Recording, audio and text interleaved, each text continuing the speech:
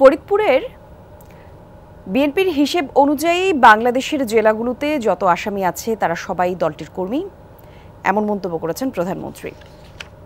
আমরা দেখছিলাম এই খবরটি, এবারে জানাবো তার পরবর্তী খবর। ফরিদপুরের মধুখালীতে 2 নির্মাণ শ্রমিককে পিটিয়ে হত্যার অভিযোগ করা হয়েছে।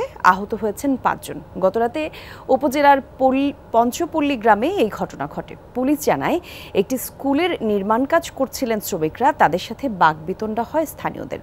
এরই জেরে স্কুলে জড়ো হয় গ্রামবাসী, ছড়িয়ে পড়ে উত্তেজনা। পুলিশ ঘটনাস্থলে গেলে তাদেরও অবরুদ্ধ করা হয়। পরে ফাঁকা গুলি ছুড়ে পরিস্থিতি নিয়ন্ত্রণে আনে পুলিশ।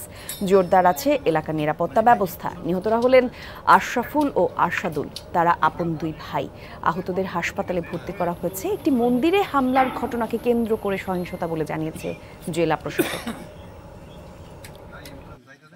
কালী মূর্তিতে কে বা কাহারা আগুন দিয়েছে, এলাকাবাসী অনুমান করছে যে এখানে হয়তো নির্মাণ শ্রমিক আগুন দিয়ে থাকতে পারে। এরকম একটি ধারণার বশবর্তী হয়ে এলাকাবাসী, আমরা যতটুকু শুনেছি, এলাকাবাসী ঐক্যবদ্ধ হয়ে নির্মাণ শ্রমিকদের গণপিটুনি দিয়েছে। আমরা ঘটনা শোনার সাথে সাথে আমরা ফরিদপুর পুলিশ লাইন থেকে প্রায় 50-60 জন অতিরিক্ত ফোর্স এখানে নিয়ে আসি এবং রাজবাড়ী থেকেও আমরা অতিরিক্ত ফোর্স নিয়ে আসি এখানে বিষয়টা কন্ট্রোল করার জন্য।